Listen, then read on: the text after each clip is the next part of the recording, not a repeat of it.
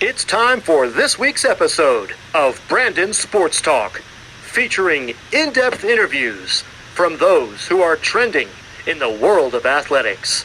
And now, here's the host of Brandon Sports Talk, Brandon Pate.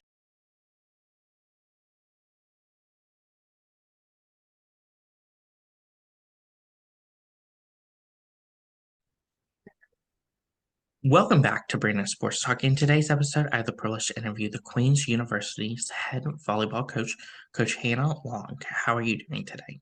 I'm good. Thanks for having me on. Thank you. Can you talk about how you knew that you wanted to get started in coaching in college volleyball? I don't, I kind of fell into coaching when I, competed as a college athlete. When you graduate, sometimes you're like, I don't know what to do. And a opposing school's head coach was like, I've got a graduate assistant position that I would love to talk to you about. And so since I didn't really have a plan for my future when I was, 21, 22, and somebody offered me a job without me applying for it, I was like, sure, I'll try that. So I coached for a little bit. Then I actually stepped away for coaching for a couple years when I got my master's. And it was during those 2 years that it really did solidify that I wanted to coach. Just the relationships that you have with the athletes, and I like puzzles, and coaching's a puzzle to me. And so that's when it really solidified that I did want to go into coaching, but I didn't have this like grand plan to coach. I did kind of fall into it. What was that like going to Portland State and getting to play collegiate volleyball? It was a really just being part of a team, and being part of a team sport's really, really rewarding. One of the best parts about my experience at Portland State was I got to play volleyball and basketball. So I was actually a two-sport athlete there. And just being a part of two teams that had very different dynamics and very different coaching styles was, getting to see. And then I had very different roles, like volleyball. I by my junior senior year, I was a starter. I played all the time. Basketball, I was a role player. I had a very specific role. If my role was needed, I got to play. If my role wasn't needed, I didn't play. And so just having kind of that breadth of experience, I think, has been truly valuable to me as a coach. How was that experience like being a dual athlete playing basketball and volleyball? Um, it was challenging for sure from a time management perspective, but like I said, it really did give me an experience that I don't think can be duplicated, just getting to interact with so many different athletes. Of course, what was that experience like getting to put on that jersey, and what were some of your biggest accomplishments? So I'm old. That I mean, my college experience was over 20 years ago. And my college experience was, before Rally Score. My college experience was before there was a libero. My college experience was before there was social media. So a lot of what I remember might not be completely accurate, if I'm being honest, because it was so long ago. But I do just remember we made the transition from Division II to Division I when I was an athlete, and going from playing like Western Arizona to the University of Arizona, or getting to play at University of Oregon, getting to play in their pit, like their main arena, just getting to play on that bigger stage. Just, I think only a small percentage of people get to experience athletics at that level. And I was just really fortunate to get to do that. Coming out of college, what was it like getting started in coaching at your alma mater of Portland State? I think it was hard. It was a challenge because I had played with a lot of them. And now I was in a position where I was kind of a weird go between the athletes and the coach.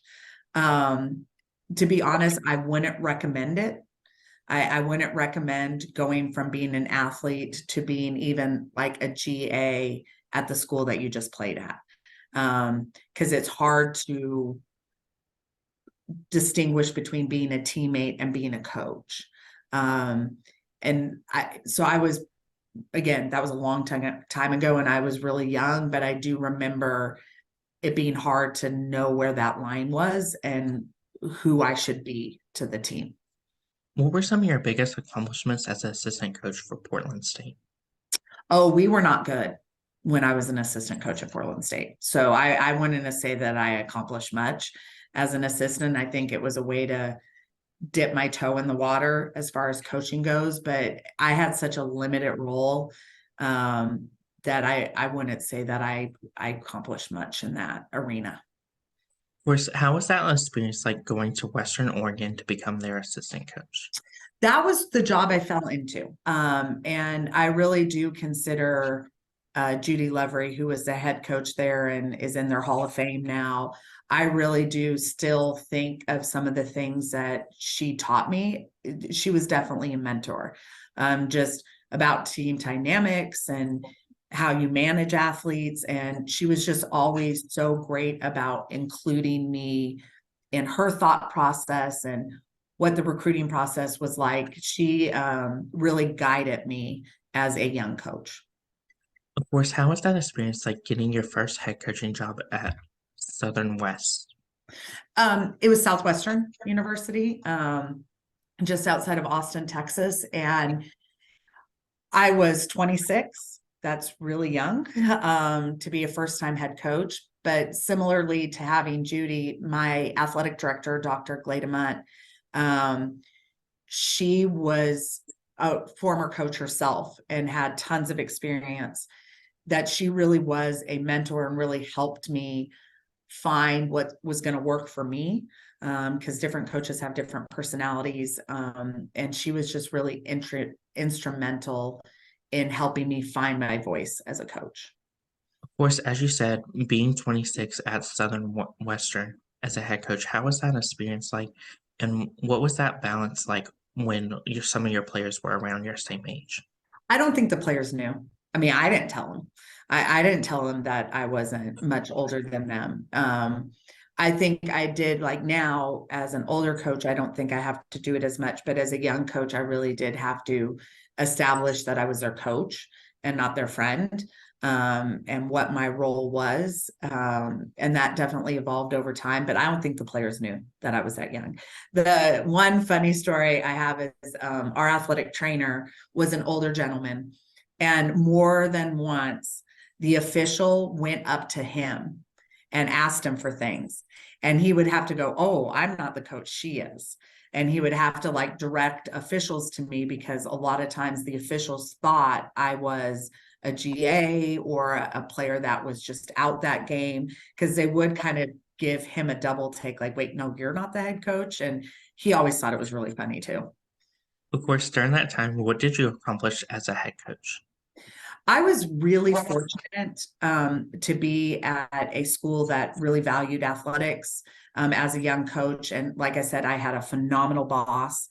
And so, and then I inherited a team with a lot of talent.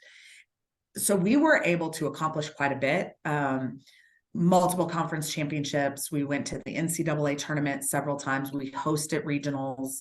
We got to the regional championship.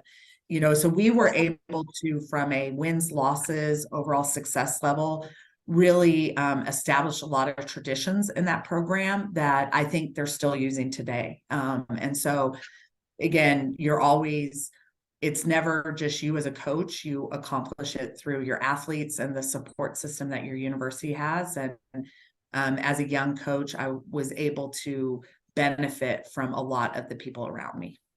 Of course, taking your time at Southern Western as a head coach, what was that experience like coming to Queen's University to become their next head coach?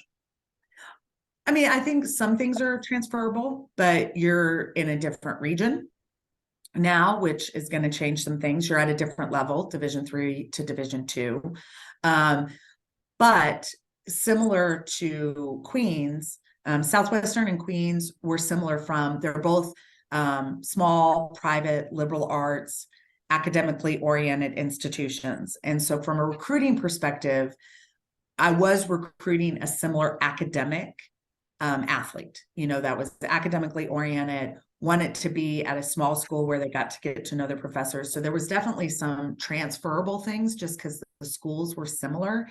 but then other things were not transferable. So I always say that the move from Southwestern to Queens helped me become a better coach because I had to, because I had to change. I had to evolve to the place and to the level and to the conference. And it really helped me find new ways to game plan and to train athletes and things like that. So even though some things transferred over, some things definitely had to change here at Queens. Of course, through your time as a coach, what has that transition been like from traveling from Portland, Oregon to now Queens, Charlotte, North Carolina? So growing up, my dad is actually a football coach. So growing up, we moved every 2 to 5 years growing. Like I moved. And so for me, that wasn't really a big issue because, like I did it so much as a kid. It just kind of, you just move, you find your house, you find your neighborhood, you find the places that you like to go. So just through a lot of experience, that was probably the easiest part, honestly. It was that part. Of course, after getting announced to become the head coach for Queens, what are some of the things that you started to do? Well, the most important thing is establish good, solid connections with your local volleyball community. There's a great volleyball community here in Charlotte, a lot of talented players, a lot of great high school coaches and club coaches, and you just need to introduce yourself to the community that you're going to be involved in. That's why we do camps over the summer. You just really need to attract people to the volleyball piece of your program. Charlotte's a great town. There's so many cool things to do here and so many great people. So it's just more about networking and getting those people in our gym. Of course, can you talk about the culture that you've started to build for Queens University? Well, on the kind of more like serious technical side, we want to have a culture of responsibility within our program, which means you go to class, you take care of that part of your job, you fulfill your team responsibilities, you come to practice on time, you work hard, you take care of our equipment, just what we call a culture of responsibility. We also want to have a culture of competitiveness. Like we want to have our gym be as competitive as possible. We want people to work to earn playing time. We want to work to make each other better. And then we also want to I think our team has been awesome at being each other's almost like sister, away from their family and creating a real family atmosphere within our team. I think they truly do like each other. When you see one of our athletes, you typically see one of their teammates with them. And so we just want to create where, yes, we're going to work hard. Yes, we're going to be competitive, but we're also going to have fun as a group doing it as well. In 2016, what was that experience like going to the Sweet 16 for the first time in program history? I think that team peaked at the right time, and we had phenomenal senior leadership that year. Megan Mancini was the libero that year, and I'm sorry if I'm blanking on names. I've just got to remember, but we just had two. We also had the player of the year in the conference who was a senior that year, and Meredith Jones. And those two seniors were great friends and great teammates, Meredith and Megan. And I think they really, in that last weekend, willed our team to more than one victory and really kind of set this program with me as a head coach on the right path. But I give a lot of credit to those athletes in that moment because they just have phenomenal weekends. In that following year, what was that like going to back-to-back NCAA tournaments? That was always my vision for this program, was to be a program that it wasn't if we're going to NCAAs, it's how high is our seed. And so I think I wasn't surprised that we did it because, we did graduate Megan and Meredith, but we returned such a strong core group. Sydney Kuntz as a setter, Becca on the outside. I mean, we just had We had our returning middles that year. I mean, we just had such a good, solid returning core of upperclassmen. And I hate when I blank on names of players because Alex Thompson, middle that year, Jesse Rains, right side. So we had juniors that were part of that Sweet 16 group that were seniors that next year.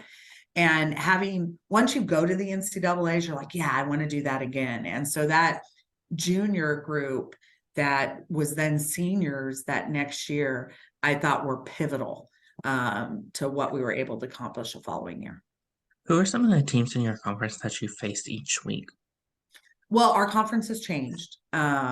So we were part of the SAC, which, was a great conference, very collegial, really enjoyed our time competing there. This past fall, we moved to Division I, and we're now part of the ASUN conference. So we're still establishing kind of those rivalries and those, experiences in our new conference since we've switched gears. Of course, in this new conference, who are some of the teams that you'll be facing? So the team that won our conference this past year, Liberty won the regular season, but they're actually leaving the conference. And then Florida Gulf Coast won the conference tournament. And I can't remember how many years in a row they've won it.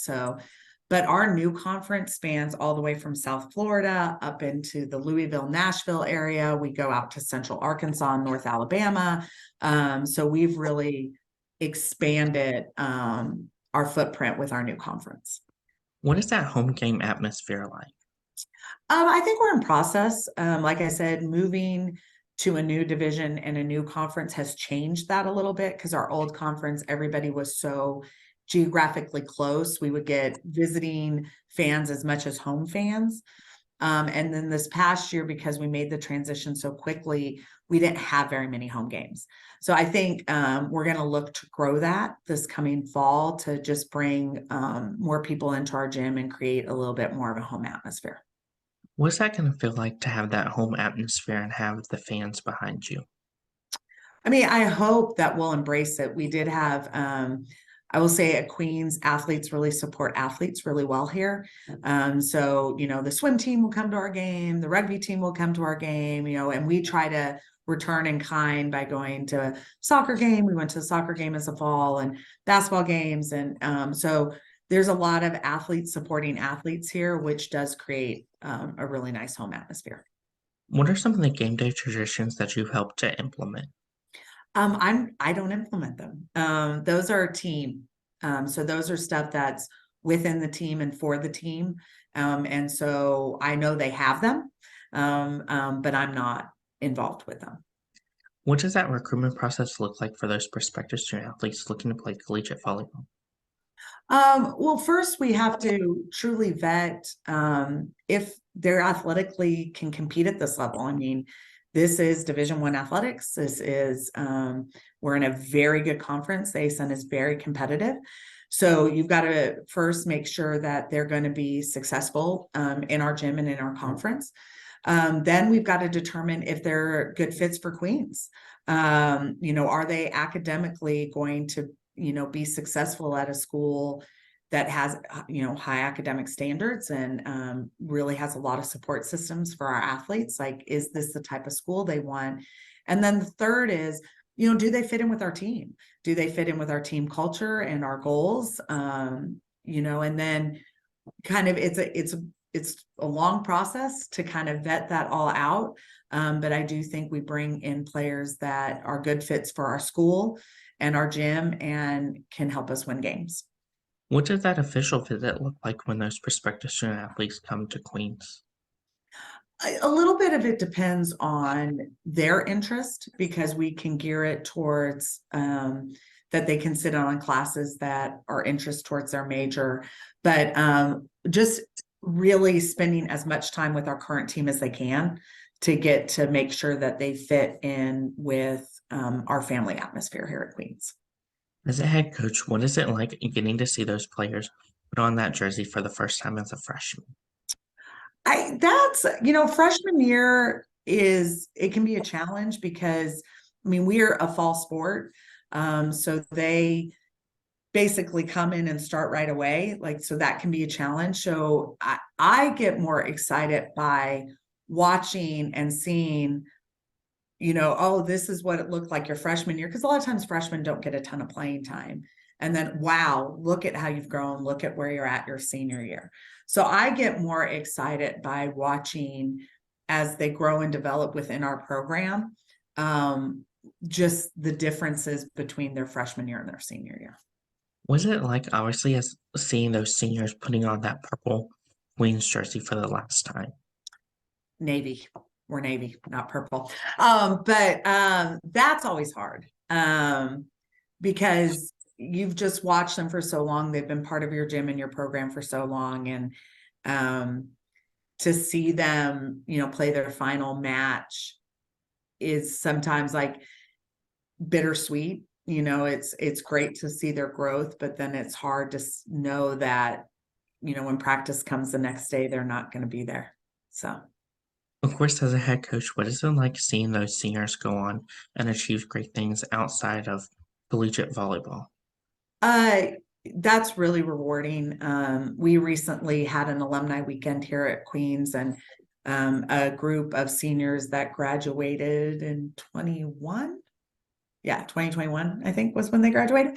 2021 came back for alumni weekend, and just listening to all the great things that they're doing, from going to med school to the jobs that they're working, and starting their own adult lives. Like that's a reward. You hope that their time as a collegiate athlete has created those lifelong friendships and really given them a good foundation to stand in as they, enter their adult lives. As a head coach, was it like seeing those players go on to go professionally overseas, Athletes Unlimited, or even for the national team? We're not in that position as a program. Our program, with where we're at, our athletes know that when they graduate, they're probably done playing. They might go on. We do have a player that's playing overseas right now. It's not professional, but it is a great opportunity for her to, get to continue to play and to do it overseas. And she's just having a great time there. But that's more of the outlier than the player that's going to law school, or the player that's going to PT school, or, the player that, got their first full-time job at a, accounting firm. Like, that's a little bit more what our players are doing post-graduation, than getting to play professionally. What are some of your future plans for the Queen's University moving forward? Well, moving divisions and moving conferences, we went from being a team, like I said before, like it's not if we're going to NCAAs, it's how high our seed is, to now a program that's working to make steady progress within our conference. Unfortunately, this fall we finished last. New conference, new challenges. So our goal is to increase our conference standings every year, increase our amount of wins every year. Once we feel like we're consistently at a competitive place, then we can set goals beyond that. But right now, we're about progress. What is that feeling like each game day to get to step onto the volleyball court and lead your team, hopefully into a victory? I don't, game days are, for me, I think the work is done as a coach before game day. How we practice, how we prep, how we prepare, there's so much that goes on that a common fan that only watches during game day does not see. So for me as a coach, if we've done our job in practice, if we've done our job preparing the team, game day should be easy. Game day should feel very, it shouldn't feel anxious. It shouldn't feel because we've done the work that we need to do. So for game day, for me, most people wouldn't realize games are special for sure. But as a coach, my job is done outside of game day. What advice would you give those high school athletes looking to play collegiate? I'm sorry, could you repeat that question? What advice would you give those athletes looking to play collegiate volleyball? Really determine what you want in your overall college experience. So a lot of athletes will just go, I want to be a college volleyball player. And they don't think about one, this is challenging. This is not, you're not going to get a normal college experience if you're a college athlete. And so really, what do you want from your overall experience? And then once you determine what you want from your overall experience, then find the schools that are going to help you fulfill that. Because if you start with what you want for the overall college experience, you'll be able to narrow it down and really find a good fit for you. When you just think, oh, I want to play college volleyball, or oh, I want to get a scholarship, or oh, I want to do this. A lot of times you can make a choice that's not best for all parts of your experience. What advice would you give those collegiate freshmen entering their first year of collegiate volleyball? Be patient. Be patient. It is hard. It is challenging. If you keep working at it, and if you keep diligently practicing, becoming a better physical athlete, you can find the role that you want, but it's not going to happen instantly, and there are going to be some challenges. So be resilient, and be patient. What advice would you give those collegiate volleyball players entering the corporate world after playing or even going professionally to play? That you can really draw on your experiences. I've talked to former athletes that have had, challenging bosses or challenging coworkers or things like that, or want to break out and start their own company. And that takes a lot of bravery, and it takes a lot of resiliency, and sometimes a lot of patience. And so a lot of what they learn in being a collegiate athlete makes them resilient as they go on to their careers, and typically makes them really hard workers. And it helps them that they've got, from former teammates and stuff like that, a great network. So don't be afraid to reach out to your network if you need them. What advice would you give those collegiate coaches looking to get into college coaching to become assistant coaches or even head coaches? Same thing that I would give players looking to be college athletes. Be really clear about what you want, not just in the job, but your lifestyle as a whole. If you want to be at home every night to have dinner with your family, like that might not be the best pick of being a college athlete. I mean, this time of year, I have not been home on a weekend in 2 months because I'm going to club tournaments, I'm in the gym recruiting, or our team's playing in a tournament. I get very few weekends off. I've accepted that. I know that coaching is a lifestyle choice, not just a job choice. I've accepted that. But if this is really what you want to do, you're going to need to accept some of that too. What advice would you give those future head coaches looking to build their own program? Coach true to your personality. I think a lot of times we look at, some of the top coaches and we feel like we have to be like, a all-star, like a Terry Pettit, like, oh, Terry Pettit was awesome, I should be like Terry Pettit. Well, it worked for him because it was him. You've got yes, you can draw on from the drills and some other things that people do, but you've got to find your own coaching voice and coach true to your personality. And if what somebody else doesn't work for you, then do what works for you. That's great advice. Where can my listeners find you at on social media along with the Queen's University's volleyball program?